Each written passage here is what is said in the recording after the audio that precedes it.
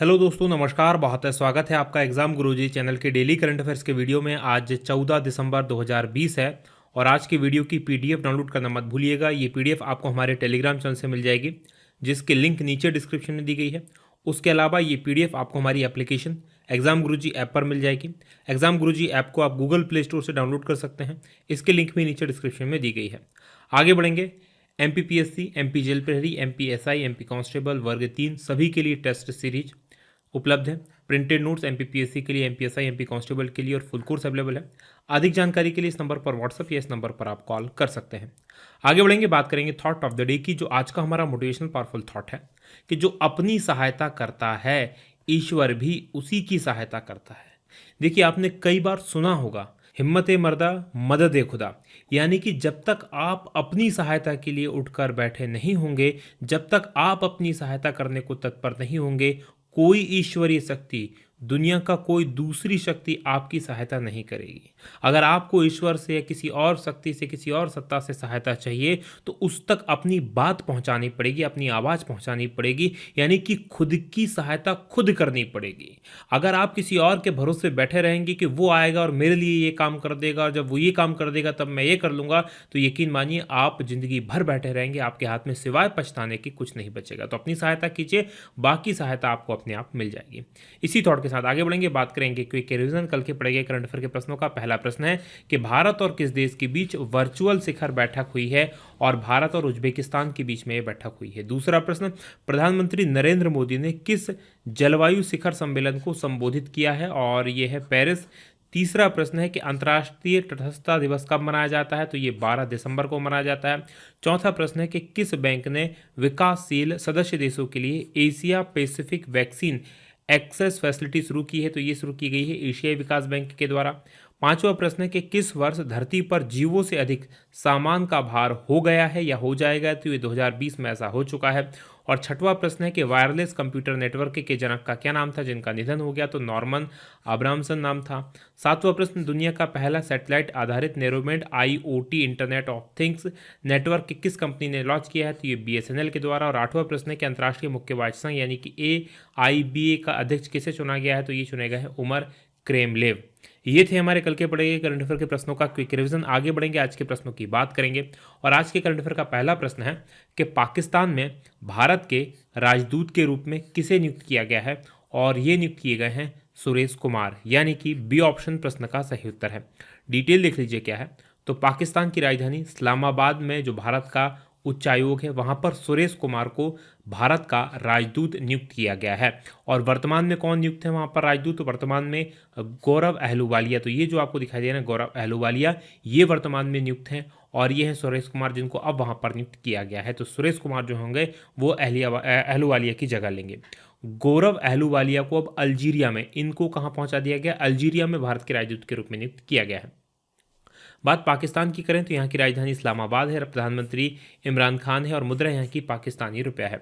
अब मैप में पाकिस्तान चले चलते हैं। तो जैसा कि आप स्क्रीन पर देख पा रहे हैं, हमारा भारत, और हमारे भारत से अगर आपको पाकिस्तान जाना है तो मूव करना पड़ेगा आपको थोड़ा सा भारत के उत्तर पश्चिम में। तो भारत की सीमा पाकिस्तान के साथ लगी हुई है, आप सभी को पता है। और इस्लामाबाद, यहाँ पर आप देखेंगे ये जो है पाकिस्तान की राजधानी है इस्लामाबाद, भारत के पास में पड़ती है। यहाँ पर देखिए ये भारत है। ये जो ग्रे कलर का एरिया आपको दिखाई दे रहा है, ये पाकिस्तान ऑक्युपाइड कश्मीर है, पीओके जिसको कहा जाता है, और पाकिस्तान इसको आज़ाद कश्मीर कहता है। जबकि ये ऊपर का जो आपको ग्रे कलर का हिस्सा दिखाई दे रहा है, ये हिस्सा गिलगिट बाल्टिस्तान है, जो भारत के लद्दाख क्षेत्र में इसको वर्तमान नक्शे में रखा गया है। तो ये आप याद रखेंगे। पाकिस्तान के आसपास कौन कौन से देश हैं, तो एक तरफ तो भारत है ही, बाकी अफगानिस्तान की सीमा और ईरान की सीमा इसकी लगती है, और नीचे जो है ये जो आप देख रहे हैं अरब सागर है, राइट। आगे बढ़ेंगे, बात करेंगे अगले प्रश्न की। अगला प्रश्न दूसरा है कि भारत में राष्ट्रीय ऊर्जा संरक्षण दिवस कब मनाया जाता है, तो ये दिवस भारत में 14 दिसंबर को मनाया जाता है। यानी कि ए ऑप्शन प्रश्न का सही उत्तर है। डिटेल लिख लीजिए क्या है।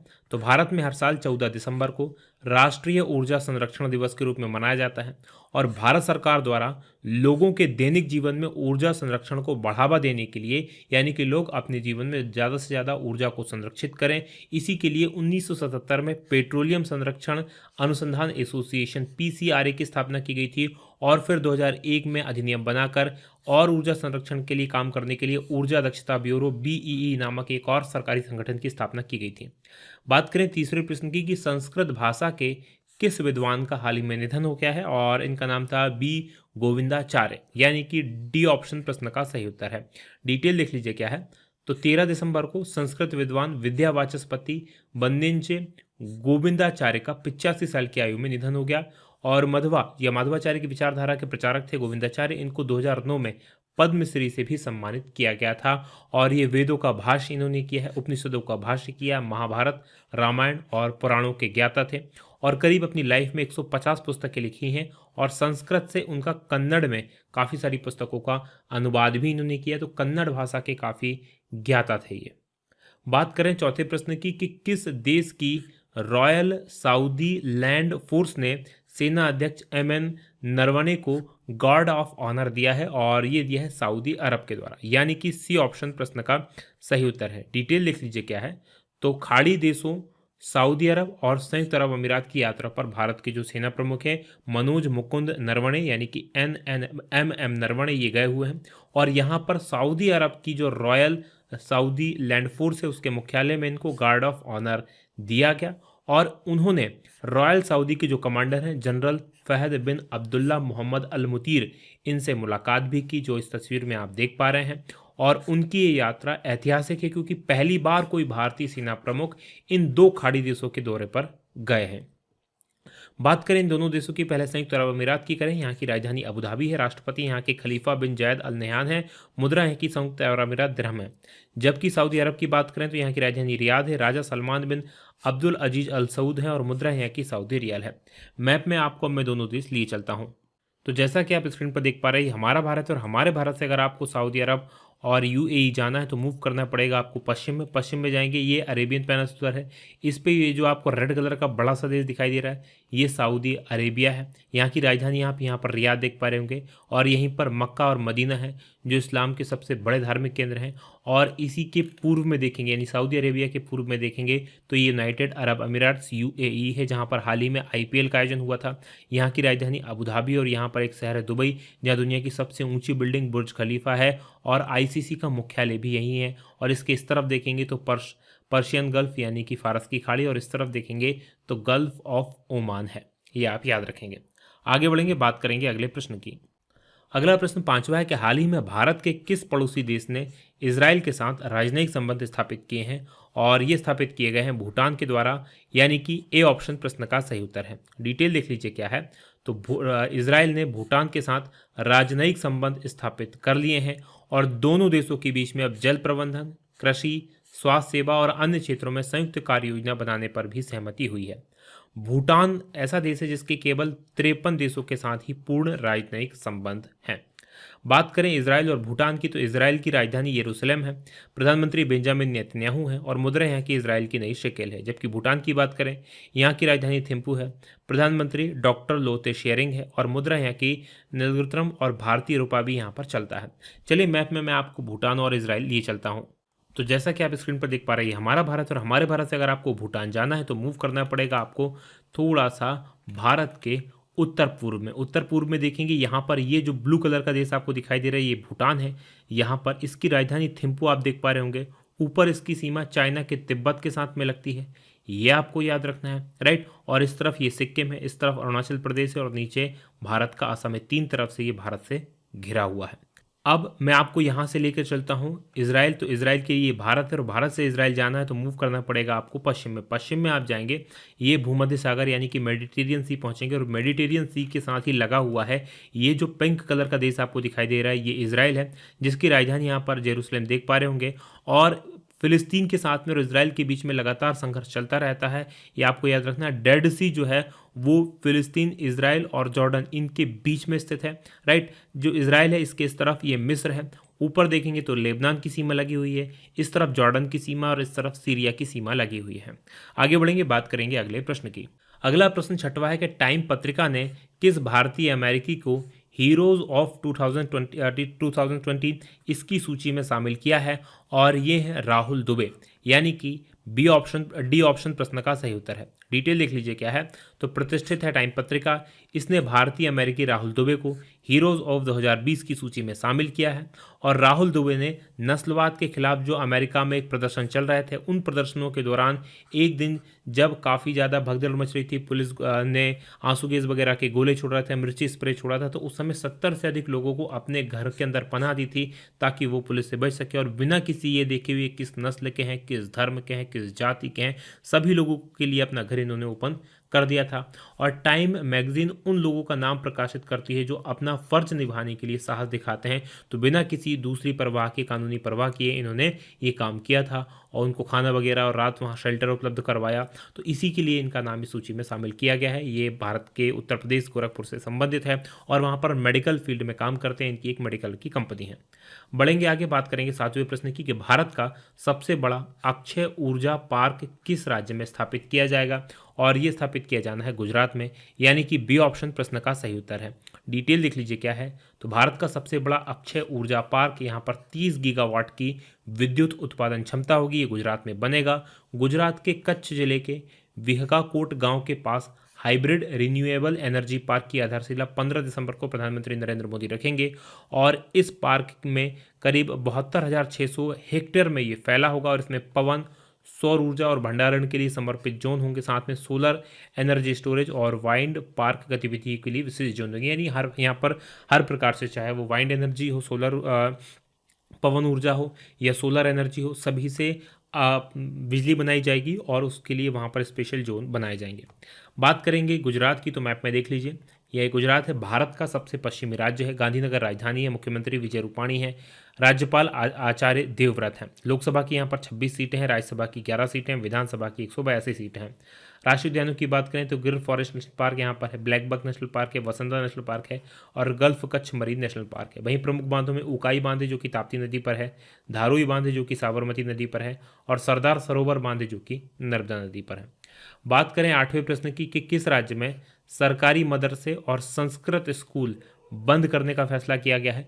और ये फैसला किया गया है असम की सरकार के द्वारा, यानी कि सी ऑप्शन प्रश्न का सही उत्तर है। डिटेल देख लीजिए क्या है। तो असम में सरकार संचालित जितने मदरसे हैं और संस्कृत विद्यालय हैं उनको बंद करने के लिए प्रस्ताव जो है राज्य कैबिनेट ने इसके लिए मंजूरी दे दी है। और राज्य विधानसभा के आगामी जो शीतकालीन सत्र होगा उसमें इस विधेयक को पेश किया जाएगा। राज्य के अंदर 610 सरकार संचालित मदरसे हैं और इनके संचालन में करीब 260 करोड़ रुपए खर्च आता है। इसके अलावा सरकारी सहायता प्राप्त लगभग 100 संस्कृत स्कूल हैं, इनको भी बंद किया जाएगा। बात करें असम की, तो मैप में देख लीजिए, ये असम है। असम को पूर्वोत्तर राज्यों का प्रवेश द्वार कहा जाता है क्योंकि असम के अलावा जितने भी पूर्वोत्तर राज्य हैं उनमें जाने के लिए आपको असम से होकर ही गुजरना पड़ता है। जैसे अरुणाचल प्रदेश है, इधर देखेंगे ये मेघालय है, ये त्रिपुरा है, ये मिजोरम है, ये मणिपुर है, ये नागालैंड है, ऊपर अरुणाचल प्रदेश है। तो इनसे गुजरने के लिए आपको असम से होकर ही गुजरना पड़ेगा। 26 जनवरी 1960 को गठन हुआ था, राजधानी दिसपुर है, मुख्यमंत्री सर्बानंद सोनोवाल हैं, राज्यपाल प्रोफेसर जगदीश मुखी हैं। लोकसभा की 14 सीटें हैं, राज्यसभा की 7 सीटें हैं, विधानसभा की 126 सीटें। प्रमुख राष्ट्रीय उद्यान की बात करें तो काजीरंगा नेशनल पार्क यहाँ पर है, नामेरी नेशनल पार्क है, मानस नेशनल पार्क है और डिब्रू साईखोवा नेशनल पार्क है और ओरंग नेशनल पार्क है। बात करें 90वें प्रश्न की कि टेनिस खिलाड़ी अंकिता रैना ने दुबई में किस देश की इनकी जोड़ीदार कैटरीन गोरगोदसे के साथ अल हबटूर ट्रॉफी जीती है। और ये जीती है जॉर्जिया की इनकी साथ में, यानी कि ए ऑप्शन प्रश्न का सही उत्तर है। डिटेल देख लीजिए क्या है। तो भारत की शीर्ष टेनिस खिलाड़ी हैं अंकिता रैना और इन्होंने दुबई में जॉर्जिया की कैटरीन गोरगोदसे के साथ मिलकर अल हबटूर ट्रॉफी जीती है। और भारत और जॉर्जिया की ये गैर वरीयता प्राप्त जोड़ी है, इसने $1,00,000 पुरस्कार राशि है इसकी। और इस टूर्नामेंट के फाइनल में स्पेन की आलियोना बालसोबा जादोइनोवा और स्लोवाकिया की काजा जुवान की जोड़ी को हराकर ये जीत हासिल की है। और अंकिता का यह सत्र का, यानी इस सीज़न का ये चौथा युगल फाइनल था और इस कैलेंडर ईयर की सबसे बड़ी ट्रॉफी इन्होंने जीती है। बात करेंगे 10वें प्रश्न की कि किसने सत्र की आखिरी formula 1 F1 race Abu Dhabi Grand Prix में जीत दर्ज की है। और ये जीत दर्ज की है मैक्स वेरस्टापेन ने, यानी कि डी ऑप्शन प्रश्न का सही उत्तर है। डिटेल देख लीजिए क्या है। तो रेडबुल टीम है, इसके चालक हैं मैक्स वेरस्टापेन, इन्होंने मर्सिडीज के जो चालक हैं वाल्टेरी बोटास और मौजूदा जो चैंपियन है लुइस हैमिल्टन, इनको पछाड़कर सत्र की आखिरी फार्मूला 1 रेस में जीत दर्ज की है और मौजूदा सत्र में उनकी ये दूसरी, जबकि करियर की उनकी ये 10वीं जीत है। सत्र क्या होता है? एक साल का, यानी 2020 में जितनी भी मैचेस हुए उनकी बात कर रहे हैं। इस सत्र में कुल 16 रेस हुई थी, इनमें से 11 जीती हैं हैमिल्टन ने। तो ये ओवरऑल चैंपियन इस सत्र के कौन बने हैं? तो लुइस हैमिल्टन ओवरऑल चैंपियन बने हैं। जबकि अबू धाबी ग्रां प्री के कौन बने हैं? तो अबू धाबी की ग्रां प्री के बने हैं वेरस्टैपेन। ये था आज का हमारा करंट अफेयर का वीडियो। अब बात करेंगे कल के सवाल की। कल मैंने आपसे प्रश्न पूछा था कि ग्लोबल टेररिज्म इंडेक्स 2020 में सबसे अधिक प्रभावी देशों में भारत का स्थान कौन सा है? तो इसमें भारत का स्थान 8वां है, यानी कि ए ऑप्शन प्रश्न का सही उत्तर है। आप में से बहुत सारे लोगों ने इस प्रश्न का सही उत्तर दिया, आपको बहुत बहुत धन्यवाद, बहुत बहुत बधाई। अब आज के प्रश्न का उत्तर देना मत भूलिएगा। आज का हमारा प्रश्न है कि केंद्र सरकारों ये केंद्र नहीं, एक्चुअल में किन शहरों के बीच high speed rail corridor bullet train इसके लिए पर्यावरणीय मंजूरी दी गई है? तो किन शहरों के बीच में चलनी है? कमेंट करके बताइएगा और ये वीडियो कैसा लगा बताना मत भूलिएगा। आज की बात करेंगे यहीं समाप्त। आप लोगों का बहुत बहुत धन्यवाद। जय हिंद, जय भारत।